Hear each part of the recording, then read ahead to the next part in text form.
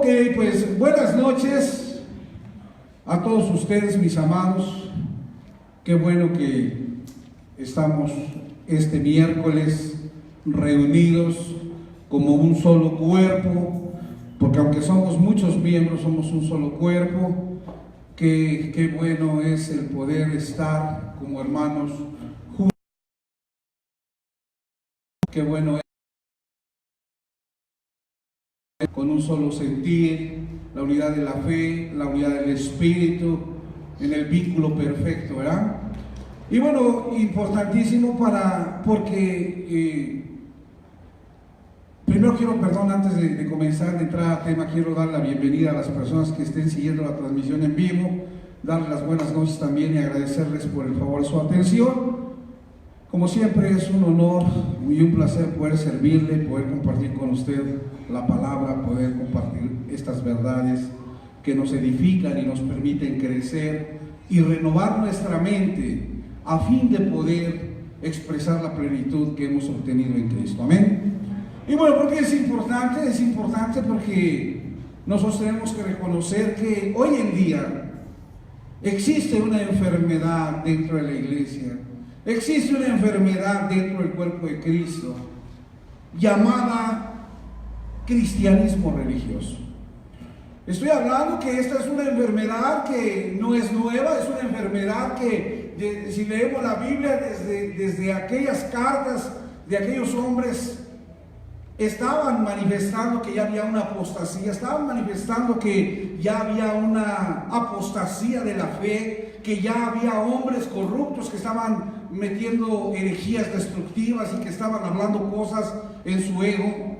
Pero esta enfermedad que actualmente se tiene en el cuerpo de Cristo, que se tiene en la iglesia, y yo sé que algunos dirán, bueno, pero la iglesia es perfecta, sí, yo sé que la iglesia es perfecta, pero juntamente dice la escritura que juntamente con el trigo está la cizaña. ¿Está de acuerdo? Que es necesario que el trigo, que es el cuerpo de Cristo, participe juntamente con la cizaña, ¿verdad? En algunas de las reuniones y estén mezclados ahí, en aras de que se cumpla la palabra y en aras de que se cumpla todo lo que está establecido a través de las escrituras. Y bueno, esta enfermedad llamada cristianismo religioso o religión es una enfermedad que ha sido producida por causa de un virus llamada la ignorancia. Este virus llamado ignorancia ha provocado que dentro de la iglesia o dentro de nuestras reuniones o dentro del cristianismo, sobre todo del cristianismo denominacional, exista esta religiosidad y existe este virus que está destruyendo, que está acabando con la verdad. Y mis amados, por eso es importante que nosotros podamos reunirnos y podamos seguir creciendo y podamos seguir siendo edificados a través del conocimiento de la verdad, a través de hacernos partícipes de este Cristo que nos permita crecer y que nos permita entender y conocer estas verdades. Porque la única forma de poder destruir este virus, la única forma de poder acabar, destruir y terminar con este virus, la única cura y el único remedio para este virus que provoca y produce la religiosidad en las personas se llama Cristo. Cristo es el remedio, Cristo es la cura para destruir ese virus que produce religiosidad en las personas. Por eso el Evangelio de Juan, ahí en el capítulo 8, versículo 32 dice: y conoceréis la verdad, y la verdad os hará libres. Mire qué interesante lo que la escritura dice, mire qué poderoso lo que la escritura revela. Dice que conoceríamos la verdad y conociendo la verdad seríamos libres. Repita, yo soy libre por causa de la verdad. La única forma de poder vivir en libertad, en una completa libertad, es a través del conocimiento de la verdad.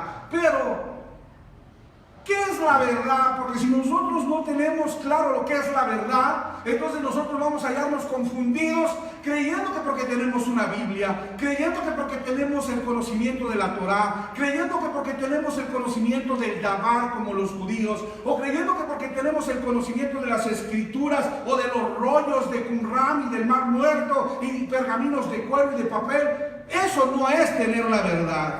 La verdad no está en una Biblia, la verdad no está en una Torá, la verdad no está en las escrituras ni en pergaminos de cuero o papel. La verdad está en Cristo, mis amados. Y aunque las escrituras son testimonio de la verdad y las escrituras tienen el propósito de llevarnos a la verdad, que es Cristo, la verdad es que Cristo es quien nos hace libres. Porque usted puede pasarse toda su vida con una Biblia debajo de su mano. Usted puede pasarse conociendo y practicando los 613 misbot de la Torá que le fueron dados a Moisés. Y sin embargo no vivir en la verdad. Porque la verdad no la otorga un libro. La verdad no la otorga la letra. La verdad se obtiene a través de Cristo, el verbo, la palabra de Dios encarnada.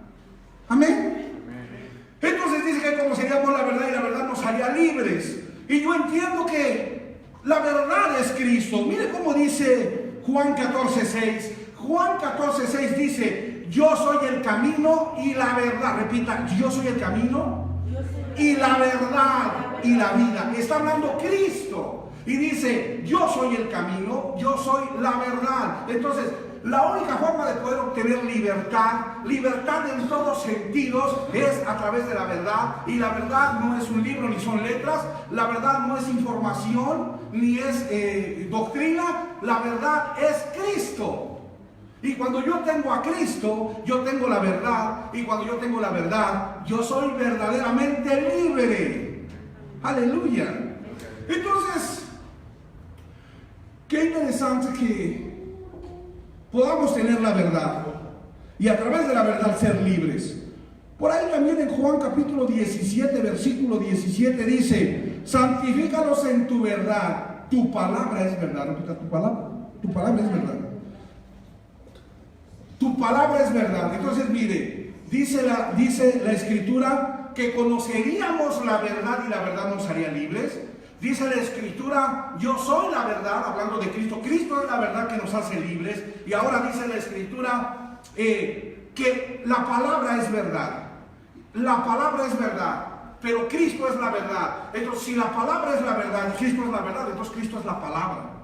Juan capítulo 1, versículo 1 dice: en el principio era el verbo, y esa palabra verbo en griego es logos, y esa palabra logos significa palabra.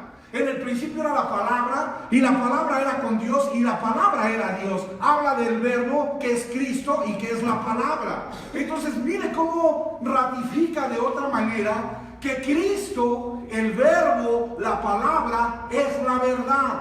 Y por ahí había de parte de Dios proféticamente una palabra que decía: este es el nuevo pacto que haré con la casa de Israel. Pondré mis leyes en sus corazones y las escribiré en sus mentes. Y la palabra corazón en hebreo es lavé, y la palabra lavé en hebreo significa mente. Por lo tanto, cuando la Biblia dice: pondré mis leyes o mis mandamientos en su corazón, está hablando de la mente, y las escribiré en su mente, significa que la palabra que es la verdad y que es Cristo estaría en nuestra mente, porque en el nuevo pacto tenemos la mente de Cristo. Diga aleluya. Entonces, ¿dónde está Cristo? Cristo es un espíritu que vive dentro de nosotros, pero tenemos la mente de Cristo, y Cristo es la palabra, y la palabra es la verdad, y la verdad está escrita en nuestra mente porque tenemos la mente de Cristo. ¿Cuántos dicen Abba Padre? Entonces, si la palabra es Cristo, y Cristo es la verdad, y la verdad es la palabra, y la palabra es el verbo, y el verbo es Cristo, y yo tengo la mente de Cristo, entonces puedo entender que quien tiene a Cristo tiene la verdad y entiende la verdad. No solamente tiene la verdad, sino que es la verdad encarnada. Repita: Cristo es la verdad encarnada en su cuerpo. Entonces no es que yo hable la verdad, no es que yo conozca la verdad, no es que yo entienda la verdad, es que la verdad vive encarnada en mí, porque la palabra se hizo carne en mí, porque la palabra está escrita y está puesta en mi mente, porque tengo la mente de Cristo. Denle un aplauso al Señor. Aleluya. Oh, qué precioso. Entonces, mire, ¿por qué es importante que podamos entender esto, mis amados? Yo no sé cuántas veces usted ha leído su Biblia, aunque por ahí a veces surgen algunas fricciones entre el cuerpo de Cristo, entre que si la Biblia ya es un libro histórico que no hace falta y que ahora nosotros estamos escribiendo todas las cosas que en el reino de Dios están aconteciendo porque la Biblia ya finalizó y fue consumada. A mí me resulta sumamente importante el poder seguir aprendiendo de las Escrituras. Le voy a decir por qué. Porque yo he leído varias veces la Biblia, no sé cuántas porque no voy a presumir, pero he leído varias veces la Biblia. Pero sinceramente le puedo decir, sin temor a equivocarme, que cada vez que yo leo la Biblia tengo un entendimiento diferente de lo que dice, una iluminación diferente para entender la revelación de la Escritura de manera diferente. Cuando yo leí por primera vez un pasaje y después lo leí por segunda y después por tercera, yo el que lo he leído 100 veces, las 100 veces de diferente manera yo lo he podido entender debido a la renovación de mi entendimiento y de mi mente, que se ha llenado del aceite que es Cristo en mi espíritu, llenando mi mente y renovando mi mente para poder crecer en esta verdad. Entonces, mientras más yo leo la Escritura, hágame alguien el favor de voltear por aquí la bocina. ¿Cuál es la que está chillando? Mientras más yo leo la Escritura, más yo puedo tener una iluminación de parte de la verdad que vive en mí para entender aquello que daba testimonio de la verdad. Por ahí en Juan capítulo 5, versículos 39 y 40 dice: escudriñad las Escrituras porque a vosotros os parece que en ella está la vida eterna, pero ellas dan testimonio de mí. Las Escrituras daban testimonio de Cristo. Las Escrituras hablaban de lo que Cristo venía a realizar, de la obra que Cristo venía a consumar. Y en el versículo 40 dice: pero no queréis venir a mí para que tengan vida. Es decir, las Escrituras son el testimonio de Cristo, pero Cristo es el testigo que cumple todo aquello que estuvo hablado en las Escrituras. Entonces, cuando yo puedo entender eso, puedo entender que ahora el testigo está en mí. Y puedo entender que por cuanto el testigo está en mí, yo puedo tener como tengo al testigo en mí, yo puedo tener una mejor comprensión de aquello que daba testimonio de la verdad que ahora vive en mí. Si la verdad ya está en mí, si el testigo ya está en mí, entonces yo puedo tener una mejor comprensión de las Escrituras que daban testimonio de esta verdad que ahora me habita, de esta verdad que ahora me tabernaculizó y vive encarnado en mí. Entonces, a mí me conviene leer más veces la Escritura, porque mientras más veces yo leo la Escritura, mejor yo puedo entender aquel testimonio que ellas daban de lo que ahora me habita. Y cuando yo puedo entender de una mejor manera aquel testimonio de lo que ahora me habita, yo puedo comprender de una mejor manera lo que me está habitando y lo que está viviendo dentro de mí. Aleluya. Por eso necesitamos reaprender la Biblia de la mano del Espíritu Cristo, y no como lo hicimos muchas veces de la mano de la carne de Adán. ¿Qué te quiero decir? Que por ejemplo, la primera vez que yo leí mi Biblia, aunque yo estaba muy consciente de la necesidad que venía de Cristo, quizás yo no me había convertido. Quizás era la emoción de aquel entonces por tener una vida nueva, por anhelar una vida nueva, la que me hizo leer y entender de una manera diferente la Escritura. Pero hoy en día que la verdad está en mí, hoy en día que Cristo está en mí, hoy en día que el testigo vive en mí, hoy en día que la palabra vive en mí, hoy en día que tengo la mente de Cristo y que la mente de Cristo está iluminándome para entender toda verdad, hoy yo puedo de una manera diferente reaprender lo que la Escritura dice y reaprender lo que la Escritura realmente hablaba acerca de lo que me habita actualmente. Por lo tanto, quiero decirle algo para que usted me pueda entender. Necesitamos reaprender la Biblia. Es decir, ahora que esta verdad nos habita, necesitamos reaprender lo que aprendimos mal. Necesitamos reaprender que lo que nosotros nos enseñaron de una manera equivocada. Porque hay muchas cosas que nos enseñaron de manera equivocada. Hay muchas cosas que nos enseñaron de manera desalineada y tergiversada de la voluntad de Dios. No porque las personas quisieran hacerlo de esa manera, sino porque ellas también no tuvieron la oportunidad de tener esta verdad habitándolos, o simplemente no tuvieron la oportunidad de que esta verdad que los habitó o que los habita renovara su mente a fin de poder entender mejor la verdad. Por eso es que esta verdad que vive en mí, mientras yo más tengo contacto con la Escritura, más cosas me permite entender de la Escritura para entender lo que ahora yo soy, y para entender lo que ahora yo tengo, y para entender lo que ahora yo hago. ¿Me estoy explicando? ¿Cuántos me están entendiendo? Aleluya. Entonces, de la mano del Espíritu, que es Cristo, porque el Señor es el Espíritu, y donde está el Espíritu del Señor, ahí hay libertad. Y se complementa. Mira, el Señor es el Espíritu, y donde está el Espíritu, ahí hay libertad. Y dice que conocerás la verdad, y la verdad te hará libre. Entonces volvemos a lo mismo. Cristo, el Espíritu, la palabra, la verdad te hacen libre. Entonces yo tengo que llegar a Cristo a fin de poder obtener la verdad, a fin de poder obtener mi libertad. Mientras yo no llegue a Cristo y me quede con la Escritura, yo no puedo de ninguna manera obtener libertad. Pero cuando ya obtuve la libertad en Cristo y me regreso a la Escritura, puedo entender mejor lo que daba testimonio de Él, para entender lo que me está habitando. Amén. Por ahí en las redes sociales alguien me ha dicho: oye, es que lo que tú estás predicando, lo que tú estás enseñando, está siendo un tropiezo para los nuevos. Claro, como no les estoy enseñando acerca del diezmo, como no les enseño acerca de las cosas religiosas que a mí se me enseñaron, entonces ellos dicen que porque no estoy enseñando como lo hace la enfermedad llamada religión, como no estoy enseñando con el virus que produce la religión para que los cristianos estén enfermos, entonces dicen que ahora yo estoy poniéndole tropiezo a la gente nueva por lo que estoy hablando, o por lo que estamos hablando, aquellos que estamos viviendo plenos. Pero no es cierto. ¿Por qué? Porque los creyentes nuevos no tropiezan cuando tú les enseñas la verdad, porque la Escritura dice que la verdad te hará libre. Entonces, cada vez que tú enseñas la verdad, ¿qué produces en las personas? Libertad. No es posible que tú enseñes la verdad y que tú produzcas una cosa diferente que no sea libertad. Conocerás la verdad y la verdad te hará. ¿Qué pasa si yo te enseño la verdad? ¿Qué vas a obtener de esa verdad? Entonces, escúchame algo.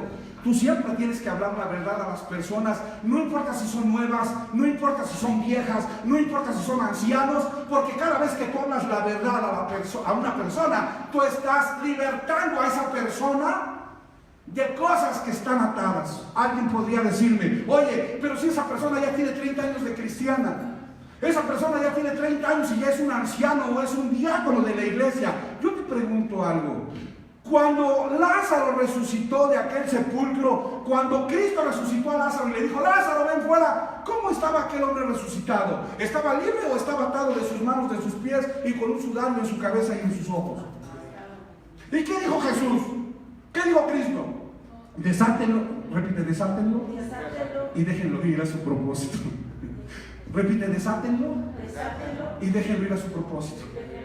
Porque después de que tú resucitas, necesitas ser desatado. Hay muchos que ya resucitaron en el Señor. Hay muchos que ya son parte del cuerpo de Cristo. Hay muchos que ya están en la verdad, o que ya son parte, que ya tienen la verdad en ellos, pero siguen atados. ¿Por qué? Porque no están siendo renovados. Porque todavía tienen un sudario. ¿Qué es un sudario? Velos que les impiden, a través de la renovación de su mente, poder disfrutar de todas estas verdades que el testigo trajo a nosotros. Denle un aplauso al Señor. Entonces, ¿cuántos ya resucitaron en el Señor? Déjenme hacerle una pregunta para ir calentando motores. ¿Habrá católicos que ya resucitaron de los muertos en Cristo? ¿Habrá mormones que ya resucitaron de los muertos en Cristo? Vaya calentando motores. ¿Habrá testigos de Jehová? ¿O habrá personas en cualquier grupo religioso que usted quiera que realmente ya resucitaron de los muertos en Cristo, pero que están atados y por eso esas ataduras no les permiten expresar o no les permiten entender lo que ellos ya tienen y lo que ellos ya son. Qué interesante, ¿no? Porque este estudio nos va a abrir los ojos, nos va a hacer conocer la verdad y nos va a hacer libres de prejuicios religiosos que tuvimos como cristianos mismos.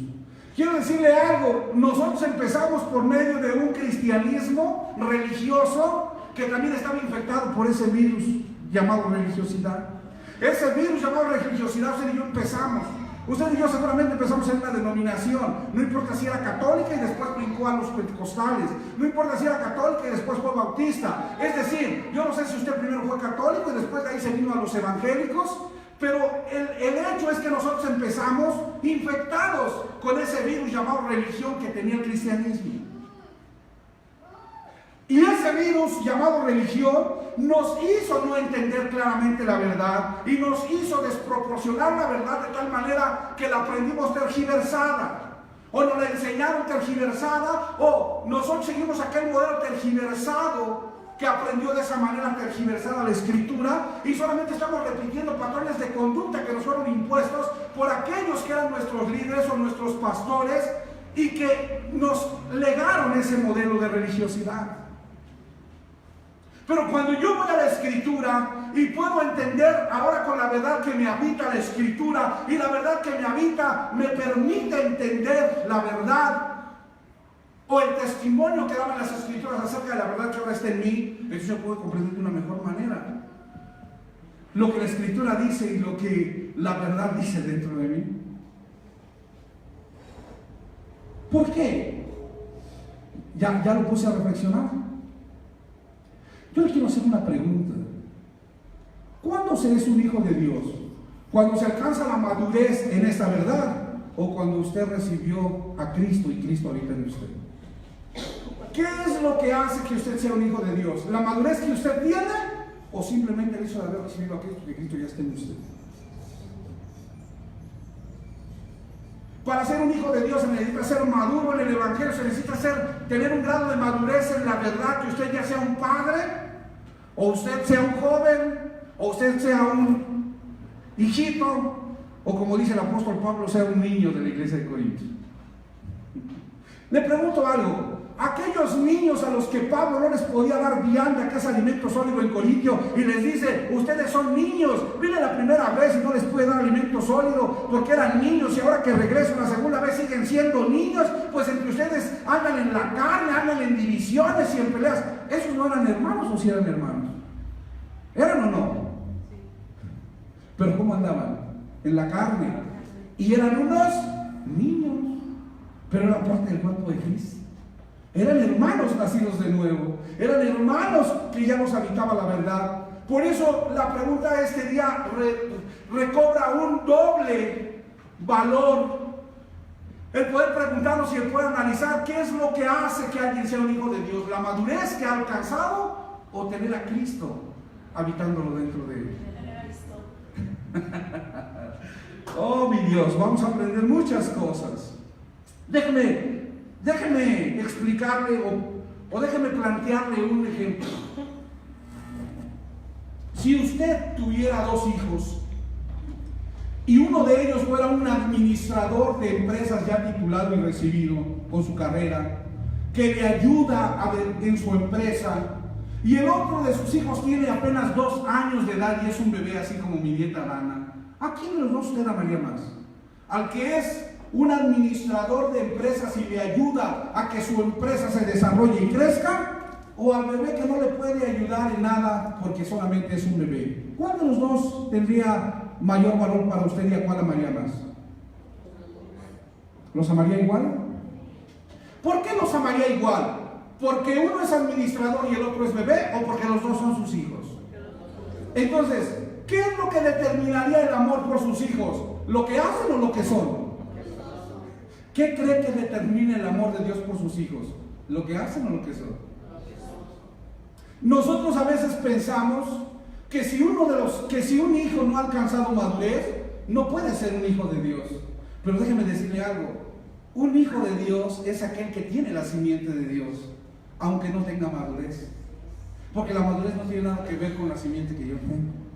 Así como su hijo administrador de empresas tiene el mismo valor que su hijo, el bebé de 2 meses, aunque de 2 años, porque no hace nada, así con ese mismo amor Dios ve a sus hijos o ve a aquellos que tenemos a su hijo, independientemente de lo que estamos haciendo. La madurez y el crecimiento que hemos tenido en la madurez nos permite hacer lo que estamos haciendo. Mientras más madurez yo alcanzo en esta verdad, cosas mayores puedo hacer en el propósito que es Cristo en mí. Pero mientras yo no tenga madurez, dice Pablo, ni alimento sólido te puedo dar porque eres un niño y todavía andas en la carne, en pleitos y divisiones y chismes. ¿Me está entendiendo? Entonces, el Padre ama de la misma manera a sus hijos, no importa, no por la madurez que los hijos tienen, sino porque son sus hijos. Y de esta manera el Padre nos ama no por la madurez que tenemos cada uno de nosotros, sino porque tenemos la simiente de Cristo, que es Dios, en nosotros. El Padre nos ama porque somos sus hijos. Voy a ver a la persona que dice al Padre, el Padre te ama porque eres su hijo. ¿Te ama por lo que haces o porque eres su hijo? Aunque obviamente el Padre te utiliza de acuerdo a la madurez que has alcanzado y de acuerdo a la manera en la que has crecido, va a ser la utilidad que Dios va a poder tener contigo. O sea, la madurez va a determinar de qué manera Dios me puede usar, pero la simiente de Dios en mí va a determinar que soy su hijo y Él me ama. Entonces, Dios me ama por ser su hijo, pero Él me usa de acuerdo a la madurez que yo he alcanzado y que yo he obtenido en el crecimiento de esta verdad que me habita. ¿Puede decir amén?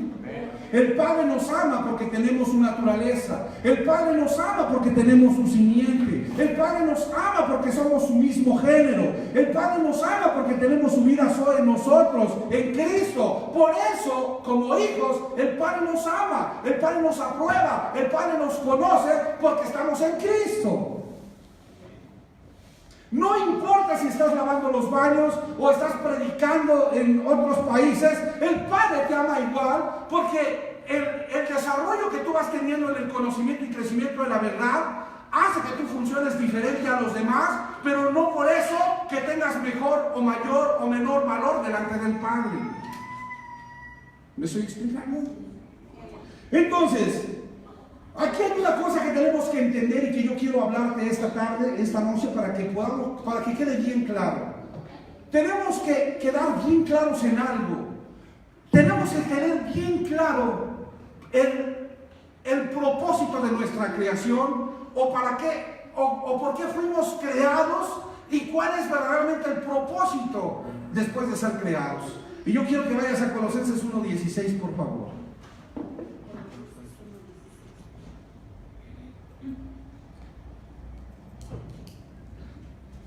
Colosenses capítulo 1, versículo 16, dice así, mire, ahí está, y dice, porque en Él, está hablando de Cristo, está hablando del Hijo, porque en Él, en Cristo, fueron creadas, ¿en quién fueron creadas las cosas? Todo lo que existe fue creado ¿en quién? ¿En quién? Dice, porque en Él fueron creadas todas las cosas, las que hay en los cielos y las que hay en la tierra, visibles e invisibles, sean tronos, sean dominios, sean principados, sean potestades. Repita conmigo, todo fue creado por medio de Él y para Él. ¿Por quién fui creado yo? Por medio de Cristo. ¿Y para qué fui creado? Para Cristo. Repita, todo fue creado por medio de Él y para Él. Eso significa que todo lo que fue creado por Él, que todo fue creado por Él, y todo lo que fue creado por Él fue creado para Él. Entonces, ¿para qué fui creado yo? ¿Para qué fue creado usted? ¿Para qué fue creado todo? Para Cristo. ¿Para quién? Para Cristo.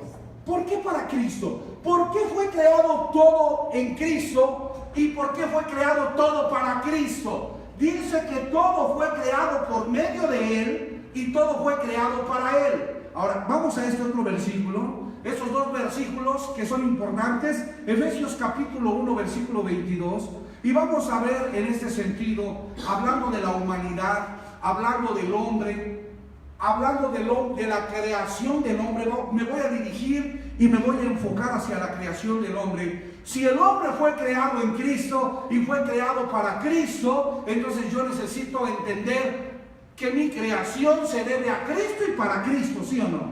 Ahora, Efesios capítulo 1, versículo 22 está ahí. Miren lo que dice: y sometió todas las cosas bajo sus pies y lo dio a Cristo por cabeza sobre todas las cosas. ¿A quién? A la iglesia. Versículo 23. Lo dio por cabeza a la iglesia, y dice el versículo 23, la cual es su cuerpo. Dice que la iglesia es el cuerpo de Cristo. Repita, la iglesia es el cuerpo de Cristo. Y Cristo es la cabeza del cuerpo. Ahora yo le pregunto, mi pie, mi mano, mis ojos son parte del cuerpo, pero son parte de mi cabeza. O sea, mi cabeza, mi pie, todo es parte de un solo organismo, ¿sí o no? O porque mi pie no está a la altura de la cabeza, no es parte de la cabeza, o la cabeza, el pie, el ojo, el hombro, todo es parte del mismo organismo. Fíjense lo que dice: la cual es su cuerpo, la plenitud de aquel que todo lo llena. Entonces, Cristo todo lo llena. En la iglesia, ¿quién llena la iglesia?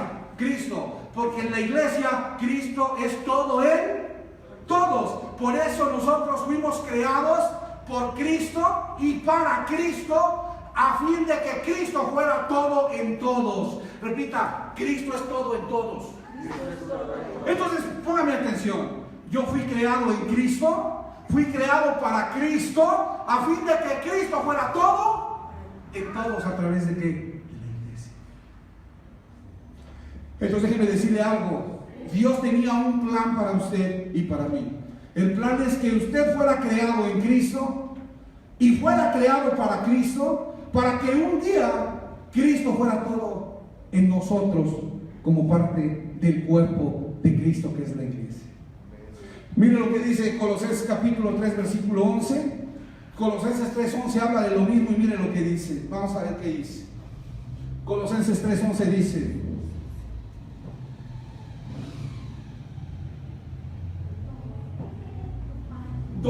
a ver, de griego ni judío, circuncisión ni incircuncisión, bárbaro ni escita, siervo ni libre, sino que Cristo es ¿qué?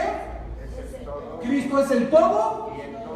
En la iglesia Cristo es todo en. Entonces, ¿usted qué? ¿Dónde está Cristo? ¿Y dónde más está Cristo? En la iglesia, ¿dónde está Cristo? Cristo es todo en. Entonces Cristo está en todos los miembros de su cuerpo. Cristo está en mí, pero Cristo está en ti, pero Cristo está en él, pero Cristo está en ella, pero Cristo está en todos. En los que tienen a Cristo está Cristo, porque Cristo está en todos los que somos la iglesia. ¿Y qué es la iglesia? Su cuerpo. ¿Qué es su cuerpo? La multiplicación de Cristo en nosotros. ¿Quién me está entendiendo? ¿Sí me estoy explicando? Ahora fíjese, yo fui creado en Cristo, fui creado para Cristo, todo fue creado en Cristo, fue creado para Cristo, a fin de que Cristo fuera todo en todos. Hasta ahí yo puedo entender algo. ¿Qué existe fuera de Cristo? ¿Se acuerda aquel versículo allá en Juan capítulo 15? Separados de mí, nada podéis hacer. ¿Se acuerda aquel versículo de Juan capítulo 15? Yo soy la vid, ustedes son los pámpanos. Así como el pámpano no puede estar apartado de la vid, así ustedes no pueden estar separados de mí, porque separados de mí ustedes nada pueden hacer. Porque yo fui creado en Cristo, para que Cristo fuera todo en todos como parte de la iglesia. Entonces, quien no está en la iglesia, ¿dónde está? Quien no es parte del cuerpo de Cristo, ¿dónde está? Quien no es parte del cuerpo de Cristo, ¿qué está haciendo? Ahora fíjese, ¿por qué Dios quería que yo fuera creado en Cristo y para que Cristo fuera todo en nosotros? Dice Efesios capítulo 3, 11. Efesios capítulo 3, versículo 11 dice: conforme al propósito eterno que hizo, que acabó, que culminó, que terminó, que llevó a cabo, que finalizó en Cristo Jesús nuestro Señor. El Padre acabó, finalizó, terminó, culminó, llevó a cabo su propósito en Cristo. ¿En quién cumplió su propósito el Padre? Entonces, cuando el Padre quiere cumplir su propósito, ¿a quién usa? A Cristo. ¿Y dónde está Cristo? En la iglesia. Cristo no está fuera de la iglesia, porque Cristo es la multiplicación de la simiente en su cuerpo, y Cristo está en la iglesia. Por lo tanto, el propósito de Dios solamente se puede llevar a cabo de la iglesia, y fuera de la iglesia no hay propósito de parte de Dios. Fuera de la iglesia no hay propósito de parte de Dios, porque Dios solamente cumple su propósito en Cristo, y solamente aquellos que tienen a Cristo son utilizados por Dios para que Dios cumpla su propósito a través de Cristo que vive dentro de ellos. Es decir, Dios no tiene nada que cumplir de propósito con Alejandro. Dios no tiene ningún propósito que cumplir con Héctor. Dios no tiene que cumplir ningún propósito con Martín. Pero Dios quiere cumplir su propósito con Cristo. Así es que la única manera de que Martín y de que Héctor y de que Alejandro sean útiles para Dios es que Cristo esté dentro de ellos, y a través de ellos Dios pueda utilizar a este Cristo, o pueda Dios cumplir su propósito en este Cristo que habita dentro de ellos, para que se cumpla el propósito cronológico en la tierra. Héctor sin Cristo Dios no lo conoce. Martín sin Cristo Dios no lo conoce. Alex sin Cristo Dios no lo conoce. ¿Por qué? Porque yo fui creado en Cristo, para que Cristo sea todo en todos, a fin de que Dios cumpla su propósito a través de Cristo. Si Dios cumple su propósito a través de Cristo, solamente aquellos que tienen a Cristo pueden ser parte del propósito de Dios. Alguien que no tiene a Cristo está completamente fuera del propósito. Den un aplauso a Dios.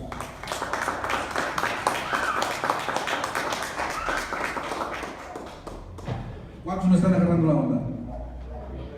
Entonces fíjense lo que le voy a preguntar. ¿Qué pasa si yo no tengo a Cristo? ¿Dios me conoce? Ya no le dije Dios me ama, le dije ¿Dios me conoce? ¿A quién conoce Dios? Dios conoce a Cristo. Repita, Dios conoce a Cristo.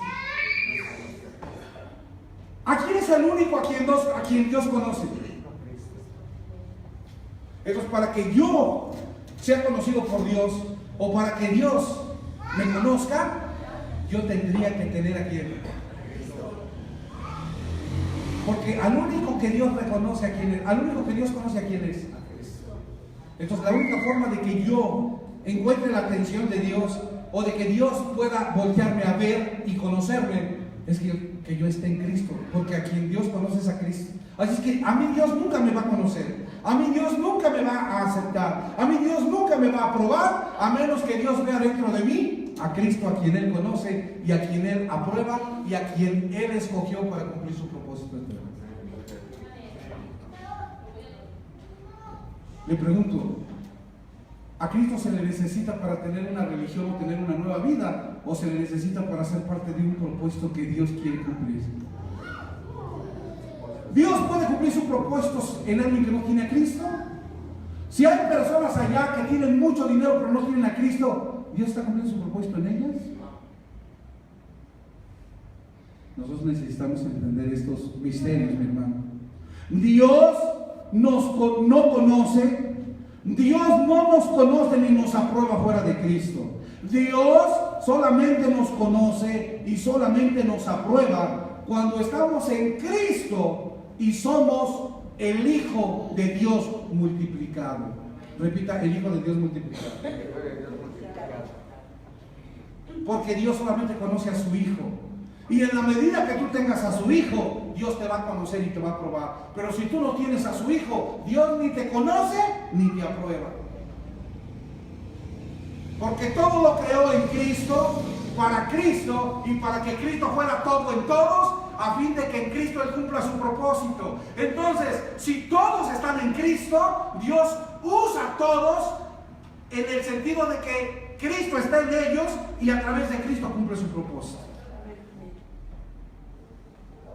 Yo no sé si ustedes entienden lo que yo estoy diciendo. Entonces le voy a preguntar algo para que usted me responda. ¿Cuántos hijos tiene Dios? ¿Cuántos hijos tiene Dios? ¿Tiene muchos o solamente tiene uno? ¿Tiene muchos o tiene uno? Porque si Cristo es la cabeza de un cuerpo que tiene ojos, que tiene manos, que tiene pies, ¿cuántos cuerpos son? Mi cabeza con mi cuerpo, ¿cuántos cuerpos son? Entonces, si Cristo es la cabeza de un cuerpo que tiene muchos miembros, ¿cuántos cuerpos son? Entonces, ¿cuántos hijos tiene Dios? ¿Cuántos hijos tiene Dios? Él tiene un hijo multiplicado en muchos miembros. Yo no sé si usted me está entendiendo. Cuando Dios voltea a la tierra, Él voltea a ver a su Hijo. Repite, Él voltea a ver a su Hijo. El Hijo unigénito se hizo un hijo corporativo con muchos miembros actualmente. No es que Él diga, mira mi hijo Alex, mira mi hijo Martín, mira mi hija Marisela, mira mi hija Connie, mira mi hija, mi hija Dulce. No es que Él diga, mira mis hijos. Cuando Dios voltea a la tierra dice, mira a mi hijo, mira a mi hijo en Connie, mira a mi hijo en Dulce, mira a mi hijo en Héctor, mira a mi hijo en Martín, mira a mi hijo en Alex. Él es mi hijo. ¿Por qué? ¿Dónde está su hijo?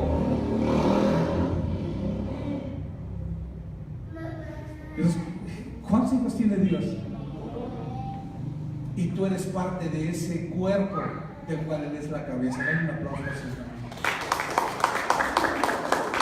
Oh, Señor mío. Existe, fíjate lo que te voy a decir. No existen muchos hijos de Dios. Solamente hay un hijo de Dios. Pero ese hijo de Dios que es Cristo está multiplicado, es decir, su vida Zoe está multiplicada en los muchos miembros del cuerpo llamada iglesia, de la cual Cristo es la cabeza. Cristo es la cabeza de los pies, de las manos, del ombligo, de las pompis, de las piernas, de los dedos. Usted puede ser un dedo, pero ¿quién es la cabeza? ¿Y cuántos cuerpos son? ¿Y cuántos hijos son? Mucho. Porque lo que Dios está viendo es a su Hijo multiplicado. Lo que Dios está viendo es a su Hijo acrecentado. Por eso, póngame atención. Cuando hablamos de ensanchamiento no es que yo ponga otra congregación en otro lado. Ensanchamiento no es, oigan hermanos, ahora vamos a abrir otras reuniones en otros lados y nos vamos a ensanchar esos lugares. No, ensanchamiento ¿qué es? Que la vida de Cristo esté en otras personas. Ensanchamiento no es abrir más congregaciones. Ensanchamiento no es abrir más organizaciones religiosas. Ensanchamiento no es poner más changarros nuestros en otros lugares. Eso no es ensanchamiento. Ensanchamiento es que la vida que está en mí ahora sea impartida en otros para que también ellos sean parte del cuerpo y sea el Hijo en ellos también gobernando. Amén. ¿Me está entendiendo lo que estoy diciendo? ¿Dónde está Cristo? ¿Y quién es Cristo? Repita, Cristo es el Hijo de Dios. ¿Quién es el Hijo de Dios? ¿Y dónde está Cristo? ¿Y dónde está Cristo? Le voy a preguntar de esta manera. ¿Está en ti Cristo? ¿Y en ti? ¿Y en ti? ¿Y en ti? ¿Y en ti? Entonces, ¿cuántos Cristos son? Entonces, ¿cuántos hijos son? Pero hay muchos miembros. No son muchos hijos, es un hijo multiplicado en muchos miembros. Pero ¿cuántos hijos son? Entonces, Héctor tiene a Cristo, ¿sí o no? Pero también Cristina tiene a Cristo. ¿Son dos Cristos diferentes o es el mismo Cristo? Entonces, ¿son dos hijos diferentes o es el mismo hijo? Pero también en Martín está Cristo. ¿Son tres Cristos o es el mismo Cristo? Pero entonces, ¿son tres hijos o es el mismo hijo? ¿Cuántos hijos son? Entonces yo le voy a preguntar algo. Si hubiese alguien allá en alguna religión que tuviera a Cristo, ¿sería parte de nuestro cuerpo? Si hubiera alguien que tuviera a Cristo en alguna religión, la que usted quiera, si alguien en alguna religión tuviera a Cristo, independientemente de lo que practica, de la madurez que tenga y del crecimiento que tenga, sería parte de nuestro cuerpo y sería el Hijo y sería también parte del cuerpo de Cristo. ¿Sí o no?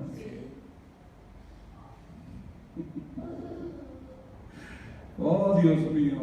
Vamos a Juan 17, 21.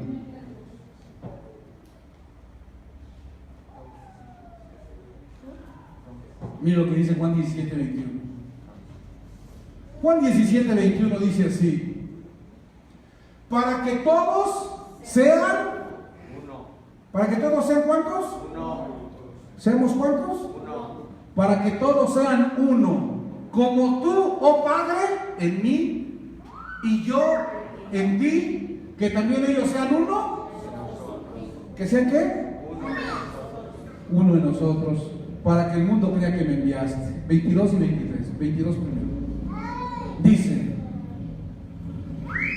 la gloria que me diste, yo les he dado para que sean. ¿Para que sean cuántos? A ver, la gloria que Dios le dio a Cristo, Él nos la dio a nosotros para que seamos ¿cuántos? ¿Cuántos somos? ¿Cómo? ¿Cómo? ¿Cuántos somos? Dice, la gloria que tú me diste, yo les he dado para que sean así como nosotros somos uno. Síganme. Dice, yo en ellos, Cristo en nosotros y tu Padre en mí. O sea, el Padre en Cristo y Cristo en nosotros, para que sean perfectos en unidad. Para que el mundo conozca que tú me enviaste y que yo les he amado a ellos como también me has amado a mí. Entonces, ¿cuántos somos? Entonces, la pregunta que le vuelvo a hacer es: ¿Dios tiene muchos hijos o tiene un solo hijo? ¿Dios tiene muchos Cristos o tiene un solo Cristo? Pero ese Cristo se multiplicó en la iglesia, y a través de la multiplicación que Él hizo en la iglesia, ahora la iglesia es el cuerpo de Cristo y Cristo es la cabeza de ese cuerpo, en donde somos uno solo. Denle un aplauso así.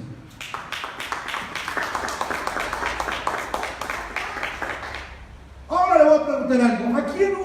¿En quién cumplió su propósito eterno Dios? Efesios 3:11 dice que Dios cumplió su propósito ¿en quién? En Cristo. Entonces le pregunto, ¿en dónde está Cristo? Entonces, a través del Hijo multiplicado, llamado iglesia, a través del Hijo multiplicado llamado iglesia, Dios cumple su propósito eterno. ¿A través de quién?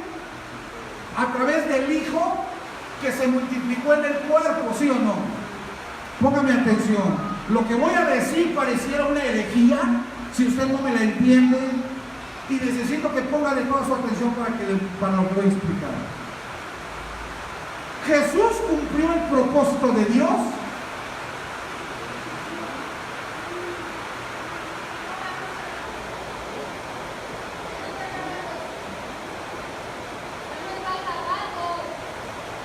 ¿no está qué? El celular, ¿qué es?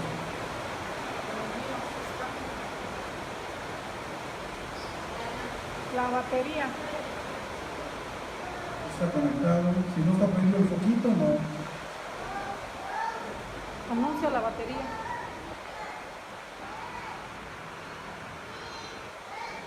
Tiene que prender el foquito rojo de ahí del cargador. ¿Me permite? Denme un segundo. ¿Se apagó? Perdón, Ahí es ahí. Ahí está. Ahí está. Tiene que estar prendido.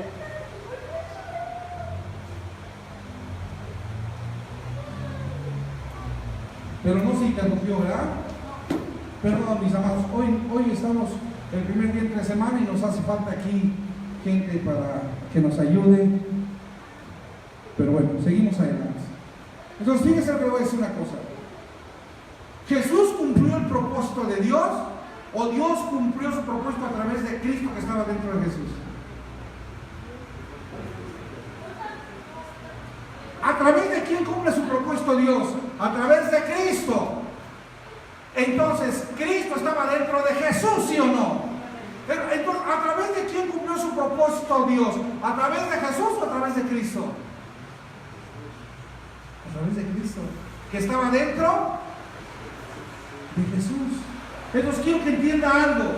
Jesús no cumplió el propósito de Dios, pero Cristo dentro de Jesús cumplió el propósito eterno de Dios cronológicamente en la tierra a través de Jesús. Porque el Cristo que estuvo en Jesús ahora, ¿dónde está? En mí. ¿Y a través de quién está cumpliendo su propósito Dios? ¿De mí o de Cristo? De Cristo. Entonces, así como Dios cumplió su propósito en Cristo dentro de Jesús en el primer siglo, así ahora Dios sigue cumpliendo su propósito cronológico a través de mí en Cristo, porque es en Cristo que vive en mí, en quien Dios cumple su propósito, pero lo hace a través de mí porque yo estoy en Cristo. Aleluya, denle un aplauso al Señor. ¿Sí le está quedando claro lo que le estoy diciendo?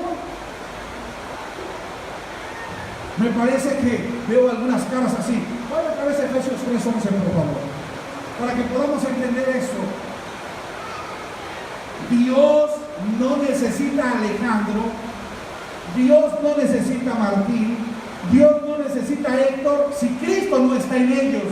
La única forma de que Dios pueda usar a Héctor, Dios pueda usar a Martín y Dios pueda usar a Alex es que Cristo esté en ellos para que Dios cumpla su propósito a través de Cristo. Porque Efesios capítulo 3, versículo 11 dice, conforme al propósito eterno que Dios hizo en Cristo.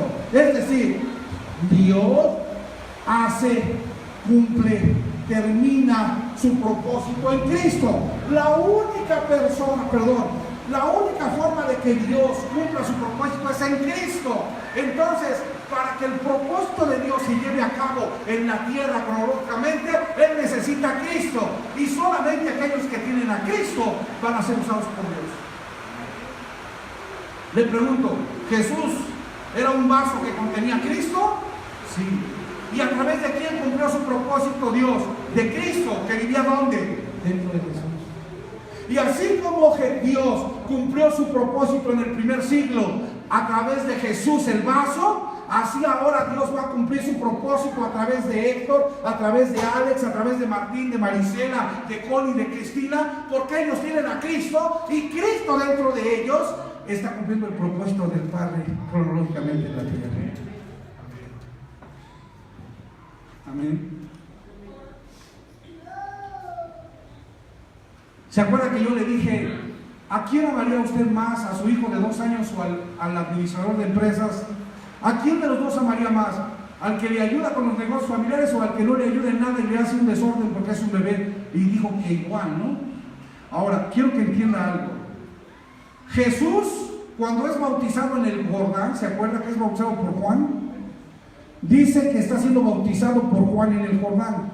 Todavía no inicia su ministerio. Él aún no predica, él aún no hace ninguna señal, aún no sana ningún enfermo, aún no hace ningún milagro. Él está siendo bautizado en el Jordán para iniciar su ministerio. Está siendo bautizado por Juan. Y cuando sale de ser bautizado, una voz del cielo del Padre dice: este es mi. ¿De quién está hablando? ¿De Jesús o de Cristo? ¿Está hablando de Jesús o de Cristo? Está hablando de Cristo que vive ¿dónde? Dentro de Jesús. Este es mí. ¿Qué es lo que está diciendo Dios? Este es mi Hijo Cristo y a través de mi Hijo Cristo yo voy a cumplir mi propósito. Pero ¿dónde estaba Cristo? Dentro de Jesús. Así es que si Dios va a cumplir su propósito en Cristo, entonces tiene que usar a Jesús porque Cristo estaba dentro de Jesús. Si Dios va a cumplir su propósito en el siglo XXI, entonces Él tiene que usar a Cristo. Pero si Cristo está dentro de Alex, y Cristo está dentro de Connie, y Cristo está dentro de Cristina, y Cristo está dentro de Alfredo, y Cristo está dentro de Marisela, entonces Dios tiene que usar a Alex, a Marisela, a Connie, a Cristina y a Héctor para cumplir su propósito en Cristo, el Hijo multiplicado en la iglesia. Aleluya. ¿Cuántas cosas había hecho Jesús? ¿Había sanado a alguien? ¿Él había hecho milagros? Él todavía ni predicaba. Entonces, ¿por qué dice, este es mi Hijo amado, en quien, repite, en quien tengo complacencia? La palabra complacencia en griego es eudokeo y significa aprobado. Mira lo que está diciendo Dios. Este es mi Hijo amado a quien yo he aprobado. Te voy a preguntar algo. ¿Por qué Dios aprobó a su Hijo si Jesús todavía no hace nada? ¿Lo aprobó por lo que había hecho o porque Cristo estaba dentro de Jesús? Entonces Dios no lo aprobó por lo que hacía, Dios lo aprobó por lo que era. Cuando tú eres el Hijo, cuando el Hijo está en ti, aunque no hagas nada, Dios ya te aprobó. Porque el propósito no es hacer cosas, el propósito es tener la naturaleza del Padre. Pero es eminente que si tienes la naturaleza del Padre, entonces Dios a través del Hijo va a hacer que se cumpla su propósito. Amén. Amén, amén. Entonces, Jesús, ¿cuántos han dado cuenta que la Biblia habla de Jesús, el Hijo del Hombre, y después habla de Cristo, el Hijo de Dios? Repita, Jesús, el Hijo del Hombre. ¿Por qué el Hijo del Hombre? Porque nació como hombre. ¿Por qué Cristo, el Hijo de Dios? Porque Cristo es el Hijo de Dios. Entonces, escucha lo que le voy a decir. Jesús, el Hijo del Hombre, fue escogido, fue predestinado y fue manifestado como un vaso para ser ungido con Cristo, el Hijo de Dios. ¿Entendió lo que dije? Jesús, el Hijo del Hombre, el Hijo de María, fue escogido, fue predestinado, fue manifestado para ser ungido con Cristo, que es el Hijo de Dios. De la misma manera que hoy en día en el siglo XXI, usted fue escogido, usted fue predestinado, usted fue manifestado y usted fue llamado para ser ungido con Cristo, a fin de que Dios cumpla el propósito eterno en la tierra, en Cristo que vive dentro de usted. Así como Dios usó a Jesús porque tenía a Cristo en el siglo I, así Dios ahora me usa a mí porque tengo a Cristo, el Hijo, viviendo dentro de mí. Y todos aquellos que reciban al Hijo Cristo, Dios los puede usar porque Dios cumple su propósito eterno a través del Hijo Cristo y no a través de alguien que no tiene a Cristo. Amén. Esto le pregunto, si hubiera alguien que no tiene a Cristo,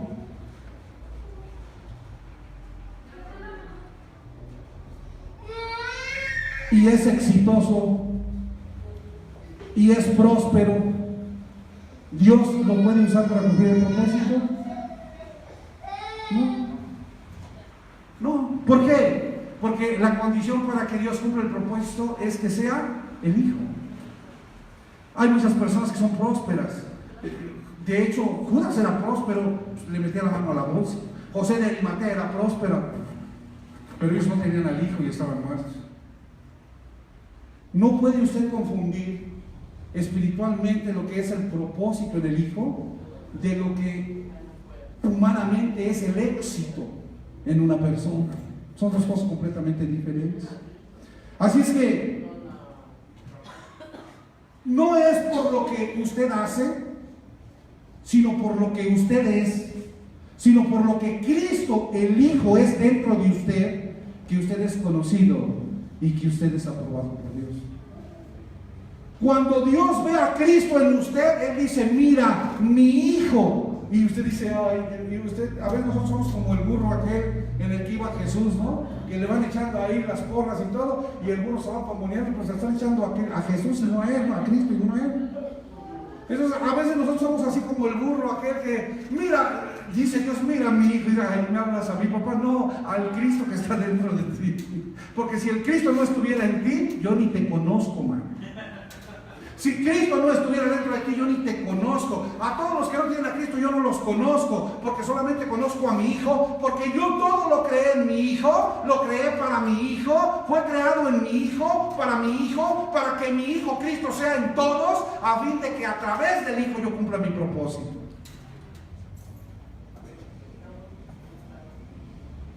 Entonces cuando Él me voltea, me dice, mira mi hija. Y entonces a mí no me queda más que decir, gracias Cristo, porque Él está hablando de ti, no está hablando de mí.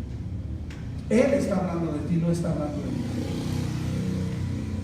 Porque recuerde que en otro tiempo yo era Adán, y Adán era una bestia, un sujicos, una bestia que solamente servía para querer ocupar el lugar de Dios y para querer usurpar el lugar de Dios. Yo lo puse en estas semanas, ¿no? Dios creó al hombre, fíjense, Dios creó al hombre a su imagen y a su semejanza, lo puso en el huerto del Edén como un alma viviente suje, pero después este hombre come del fruto del árbol del conocimiento del bien y del mal y deja de ser un alma suje para ser un hombre animal sujicos, que es una bestia. Y este animal sujicos, que es una bestia, ahora crea a su propio Dios. Deja de creer en el Dios que lo creó y ahora él crea a su propio Dios y dice, ahora yo soy Dios. Se hace Dios de sí mismo. Qué tremendo, ¿no? Qué tremendo, ¿no?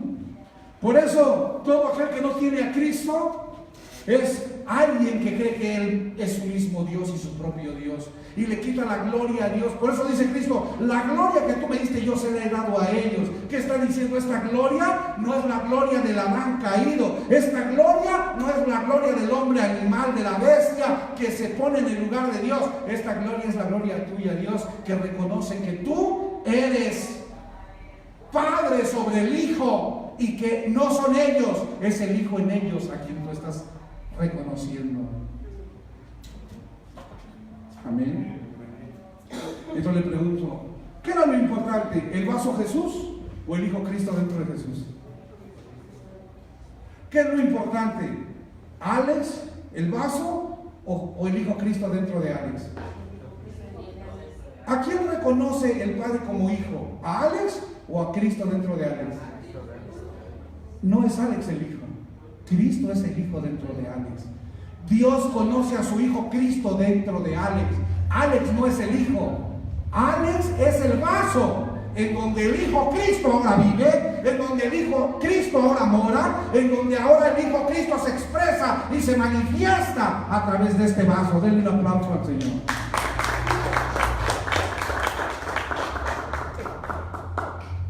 Y tú que te creías el rey de todo el mundo.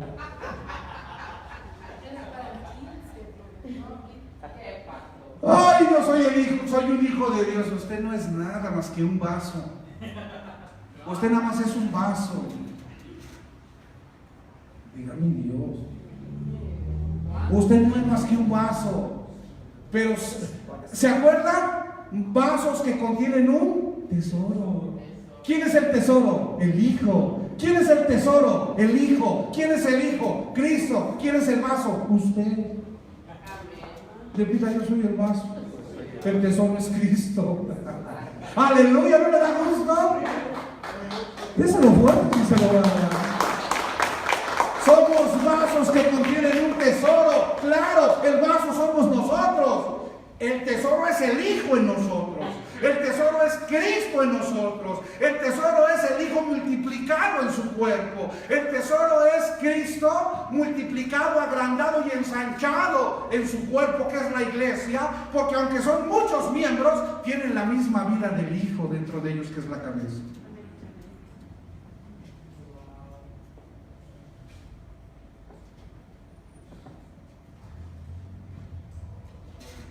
Entonces, ¿qué? ¿Somos hijos de Dios o tenemos al Hijo de Dios?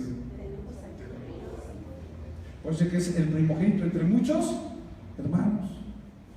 ¿Por qué hermanos? Porque tenemos la misma naturaleza. Él no se avergüenza de llamarnos hermanos. Él es nuestro hermano, sí. Pero tenemos que entender bien este principio. Amén. Bueno, voy a darles 10 minutos más y terminamos, ¿ok? Entonces, ¿está claro hasta aquí? ¿Hasta aquí vamos bien, mis amados? ¿Hasta aquí estamos claros? ¿No se ha apagado ahí el foquito? No. Vaya por favor a Génesis 3:15 y vamos a entender esto. Vamos a entender a Cristo. Repita, Cristo, el Hijo. Cristo el Hijo. Todo fue creado en Cristo. Todo fue creado para Cristo. Todo fue creado en Cristo, para que Cristo sea todo en todos, a fin de que en todos Cristo sea usado para cumplir el propósito eterno del Padre. Porque el Padre solamente cumple su propósito en Cristo. Entonces, cuando usted tiene a Cristo, usted es un vaso en donde Cristo puede ser utilizado para cumplir el propósito cronológico de Dios en la tierra. Cuando usted no tiene a Cristo, Dios lo ve y dice: ahí no está mi hijo, ahí está ese animal, ahí está esa bestia, ahí está ese sujicos. De verdad que no le miento, eso dice Dios. No me tome a mal, pero eso dice Dios. Cuando Dios voltea y no ve a su hijo en alguien, entonces lo que él ve es Adán. Él está viendo ese hombre animal, ese hombre bestia, ese hombre que se cree Dios de él mismo. Y Dios dice: ¿usted está entendiendo lo que estoy diciendo? Eso es bien poderoso, mis amados. Pero cuando Dios ve a Héctor caminando ahí en su carro, dice: mira, mi hijo. Entonces Héctor voltea y dice: ¿acaso sería? No, mi hijo, el que va adentro. Pero tú eres el vaso, pero dentro del vaso está el tesoro. ¡Ah, qué lindo! ¡Aleluya! Dale otro aplauso fuerte al Señor. Por eso dice Pablo: nadie tenga un más alto concepto de sí mismo el que debe de tener. ¿Por qué? Porque el cristianismo es como aquel burro que piensa que le están echando a él las palmas, pero no le están echando a él las palmas, le están echando al que lleva arriba. No son las palmas para nosotros, las palmas es para el Hijo, porque todo lo que yo estoy haciendo lo soy capaz de hacer por el Hijo. La unción, el poder, los milagros, la palabra, todo lo que yo puedo hacer me es habilitado por el Hijo, no por el vaso. El vaso era un animal, el vaso era una bestia, pero el Hijo habilitó a esta persona, mató al animal y puso su vida en mí para que ahora este cuerpo exprese todo lo que el Hijo es. Por eso, quien tiene al Hijo no predica de la unción, quien tiene al Hijo manifiesta la unción. Los que no tienen al Hijo están predicando cómo llegar a tener la unción, pero los que tenemos al Hijo no estamos predicando cómo llegar a tener la unción, estamos manifestando lo que tenemos, porque la unción del Santo está en nosotros. Aleluya. ¿Qué dice Génesis capítulo 3 versículo 15? Dice: y pondré enemistad entre ti y la mujer, entre tu simiente y la simiente tuya. Repita: está la simiente de la serpiente y está la simiente de la mujer. Hay dos simientes, y esas dos simientes está hablando de Adán y está hablando de Cristo. Hay dos hombres, el primer Adán y el postrer Adán. Hay dos Adanes, perdón, el primer Adán y el postrer Adán. Y hay dos hombres, Adán, el terrenal, y Cristo, el celestial. Entonces dice: esta te herirá la cabeza y tú le herirás en el calcañar. Repite: existen dos simientes. La simiente de la serpiente, que es Adán, y la serpiente de la mujer, que representa a la iglesia y que es Cristo. Ahora vea lo que dice Gálatas 3:16. Gálatas, voy a acabar ahora con las simientes y la semana siguiente le seguimos.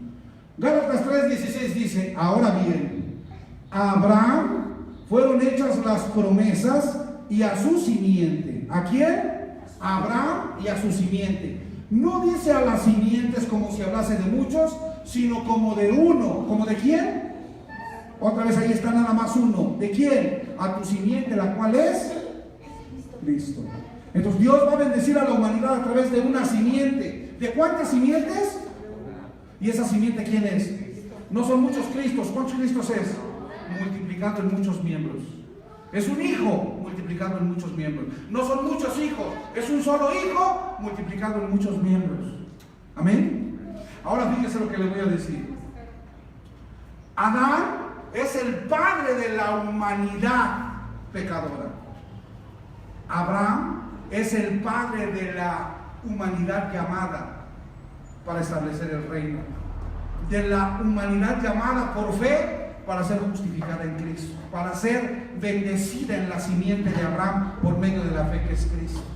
Necesitamos entender que Adán es el padre de la humanidad caída, pero Abraham es el padre de la fe, es el padre de la iglesia, es el padre de los llamados para ser parte de la simiente de Cristo. Abraham fue escogido para traer a la simiente Cristo, con la cual aplastaría la simiente de la serpiente Adán. Entonces Adán es una simiente, Cristo es la simiente prometida a Abraham. Amén. ¿Voy bien hasta ahí? ¿Hasta ahí voy bien? Ahora, la simiente de la serpiente es Adán. Vean lo que dice Mateo 23:33. Mateo capítulo 23:33 dice así. Jesús está hablando con los judíos y todos ya saben que los judíos por incredulidad no aceptaron a Cristo como el Mesías, lo rechazaron. Dice, a lo suyo vino y los suyos no le recibieron. Y miren lo que les dice Jesús: serpientes. ¿Cómo les dice? Serpientes. Y obviamente la serpiente es la simiente de la serpiente, ¿no? Serpiente, lo que está diciendo es, ustedes son la simiente de las serpientes. ¿Por qué? ¿Qué engendra una serpiente? ¿No serpientes? Entonces, si le dice Jesús a las personas serpientes, lo que está diciendo es, ustedes, su simiente es la serpiente. Y como la simiente es su simiente, ustedes son serpientes. Serpientes, generación de víboras, ¿cómo escaparán de la condenación del infierno? Ahora, está diciendo que ellos son de la simiente o de la semilla que es la serpiente. Pero ¿quién es esta serpiente? ¿Quién es esta semilla? Vamos a Juan 8:44.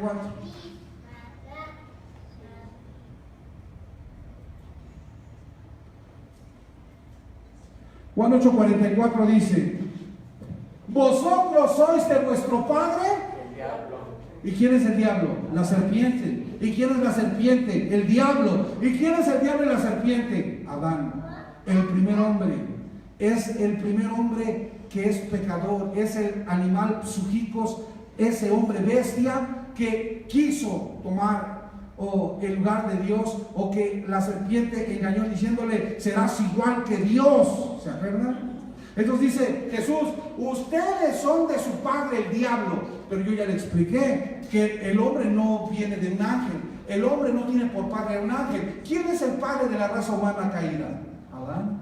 Entonces, ¿quién es la serpiente? Adán. Entonces, ¿quién es la simiente? ¿Quién es la simiente serpiente y sus hijos son serpientes? Adán. Por eso les dice Jesús, ustedes son de su padre el diablo, y por eso les dice serpientes. Lo que está diciendo es, ustedes son de la simiente de la serpiente. Es decir, ustedes son de su padre Adán, y Adán es diablo, porque Adán es un adversario que se opone, se resiste en contra del propósito y de la voluntad de Dios. ¿Amén? ¿Sí o no? ¿Y cuál es la otra? ¿Cuál es la otra simiente? Creo que aquí me perdí.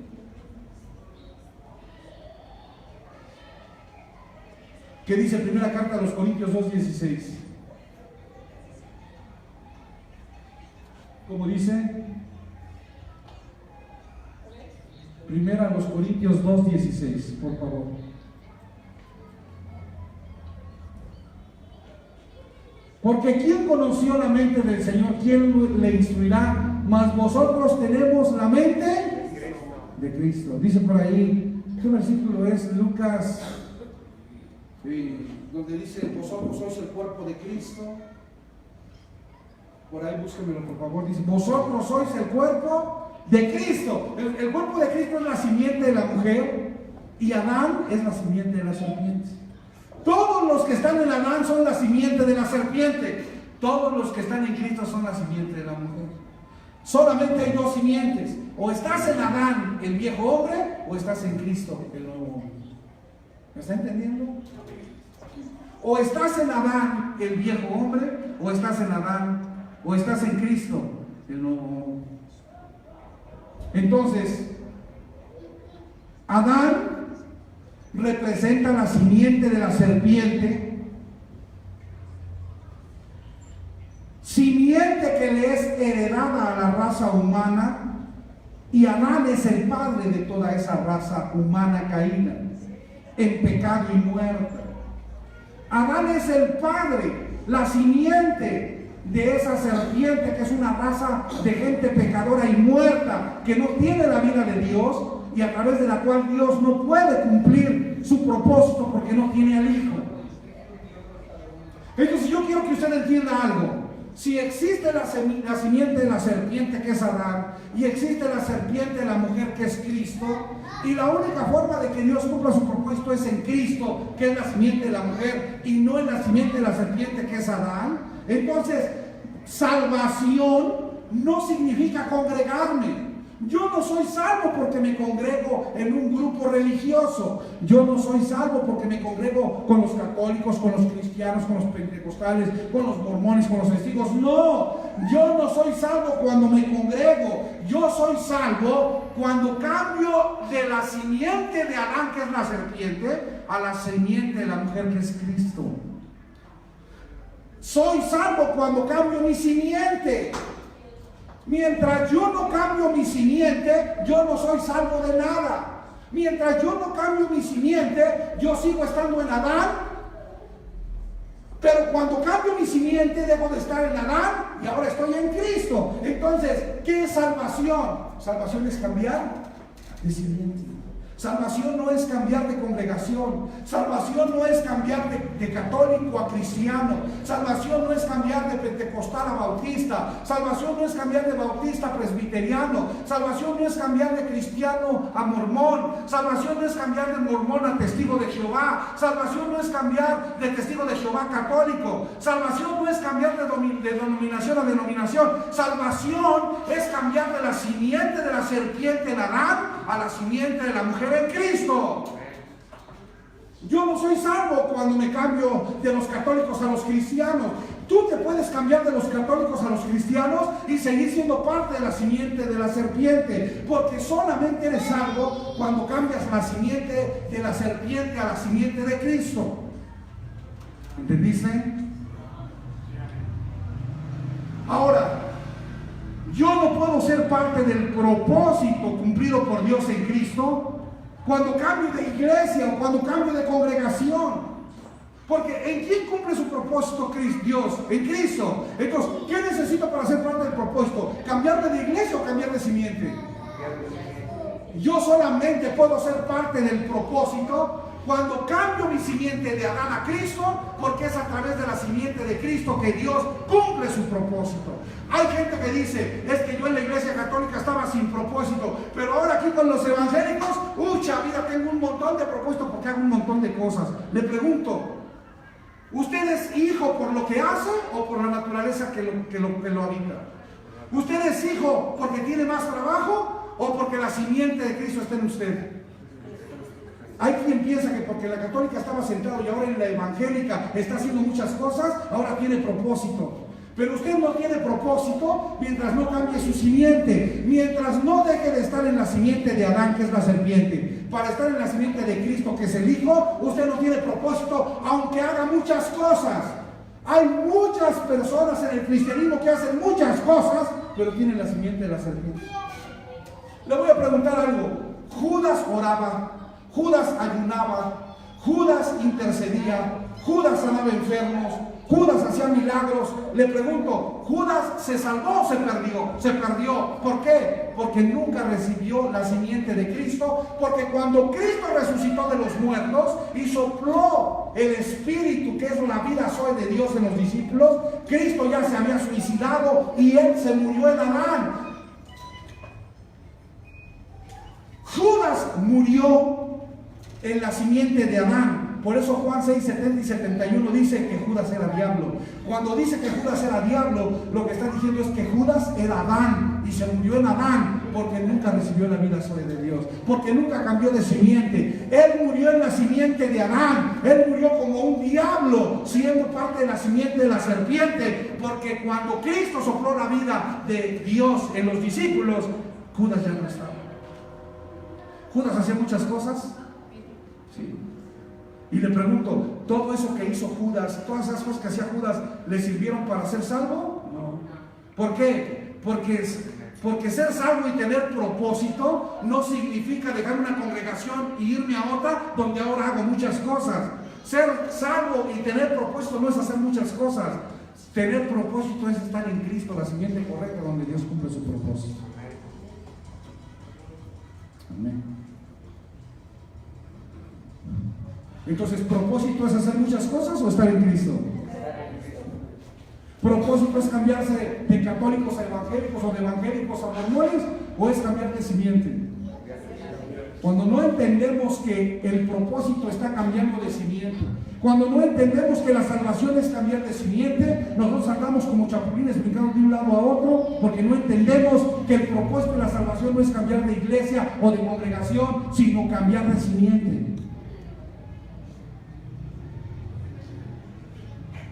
Hay gente que está congregada en la iglesia y tiene la simiente de la serpiente. O se congrega con la iglesia, junto con la iglesia, pero tiene la simiente de la serpiente. No ha nacido de nuevo. Está sin la simiente de Cristo. Porque la misma Biblia dice que era necesario que el trigo y la cizaña crecieran juntos. Es decir, tenían que crecer juntos la simiente de la serpiente con la simiente de la mujer. Así es que hay gente que se congrega a veces en la iglesia que no tiene la simiente de Cristo, sigue con la simiente de la serpiente. Y esa persona que tiene la simiente de la serpiente, aunque la pongamos a cantar, aunque la pongamos a barrer, aunque la pongamos a predicar, aunque la pongamos a dar los estudios, no va por eso a tener propósito y a ser salva, porque eso trabajo y servicio no le hace ser salvo y tener propósito, sino cambiar sus simientes. Amén. Déjeme preguntarle algo. ¿Usted cree que entre los cristianos denominacionales haya personas con la simiente de la serpiente? Y le pregunto, ¿usted cree que entre los cristianos denominacionales haya hijos con la simiente de Cristo? ¿Sí? Porque es necesario que el trigo y la cizaña crezcan juntos. Ahora le voy a decir algo. Yo no quiero generalizar, pero en el cristianismo denominacional actual hay más simiente de la serpiente que simiente de Cristo. No generalizo, pero sí encuentras hijos. Sí encuentras al hijo en muchos, pero es más la serpiente que tú encuentras en la mayoría. Si tú vas a una congregación denominacional, tú ves que el 70% son simiente de la serpiente y el otro 30%. Ahora, alguien podrá decir, pero tú ¿cómo puedes juzgar eso? Bueno, no lo juzgo, pero dice la escritura me da un parámetro: por sus frutos los conocerás. Cuando yo veo su fruto, yo sé qué simiente da. ¿Tú por qué reconoces que un manzano es manzano? Si yo te presentara aquí una semilla de manzana y una de chabacano, una semillita, ¿tú la conocerías? No. Pero si la siembro y empiezan a dar fruto, ¿cómo te darías cuenta de qué son? Por el fruto que da, ¿no? Entonces, mira, esa semillita que tenías era manzana porque está dando manzanas del árbol. Entonces, ¿qué es lo que hace que reconoces la simiente que hay en ti? La simiente de manzana se reconoce porque cuando el árbol crece y da fruto, da manzanas. Lo que hace que un hijo se reconozca, o que el hijo se reconozca en la vida de alguien, o la simiente de la serpiente, es por el fruto que está dando. ¿Sí o no? Entonces voy a terminar. Repita conmigo: mi vida no depende de una denominación religiosa, sino de una simiente. Porque todo aquel que está en la simiente de Adán es parte de la simiente de la serpiente y está en pecado y muerte. Pero todo aquel que está en Cristo está vivo, no importa la denominación que tenga. Escúchenme, no importa en qué denominación esté alguien, si ese alguien está en Cristo, ese alguien es parte del cuerpo y es un hijo, es el hijo. Porque no es la iglesia, repita, no es la iglesia, no es la congregación ni la denominación lo que me hace ser hijo. No es porque te saliste de los católicos y te veniste a los cristianos que ahora eres hijo. Lo que hace que seas hijo es la simiente del hijo en ti. Te pregunto nuevamente, ¿en los católicos habrá alguien que tenga el hijo? Claro que sí, denle un aplauso al Señor. Déselo bien fuerte. Póngase de pie. Padre, te damos gracias. Muchas gracias, Señor, por esta enseñanza que vamos a continuar el próximo miércoles. Hoy hemos empezado y estamos hablando de algunas cosas que son sumamente interesantes, pero vamos a continuar la próxima semana, Señor, enseñando acerca de este principio. Agradezco, Señor, por la oportunidad que tú nos has dado este miércoles de iniciar con nuestras reuniones entre semana, y a partir de este miércoles nosotros vamos a tener cada miércoles y los domingos nuestras transmisiones en vivo.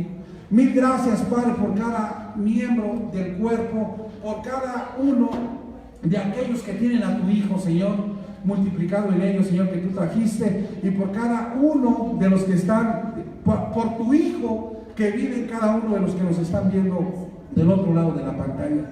Agradezco por sus vidas y oro para que sigas edificándonos por medio de este conocimiento y entendimiento llamado Cristo, que es el conocimiento de Dios, la sabiduría y el poder de Dios, y que nos permitas madurar y crecer para que mostremos a través de nuestra madurez la manera en la que se está cumpliendo el propósito por medio de nuestras vidas en Cristo Jesús. Amén. Denle un aplauso fuerte al Señor. Bueno, pues le agradezco a las personas que están siguiendo la transmisión en vivo: Juan Carlos Moreno, a Geraldine allá en Brasil, a Daniel Jiménez, a la pastora Rosán, a Chelsea Vega, a Marta González, a Arnoldo Fernández en Guatemala, a Taí García, Rosario Hernández, Daniel Jiménez en Monterrey, un abrazo, mi amado. Lili Moral allá en Veracruz, a la hermana Claudia Ardiles allá en Nicaragua, beso y Dios santo para ella y para su hermana Ligia. A Dora Soto allá en Monclova, Coahuila, un beso también santo en el Señor para todos ustedes. Agradezco el favor de su atención, no me resta más que desearle buen provecho en la cena y que tenga una buena noche. Lo espero el próximo domingo a partir del mediodía para continuar con nuestra transmisión en vivo, para continuar con nuestros estudios que estamos viendo, que estamos llevando a cabo. Por hoy, que tenga excelente noche, muchas gracias y hasta el domingo. Bendiciones. Bendecidos. Hay que cortar la transmisión, por favor. Es mi celular. Ok. Mil gracias a todos.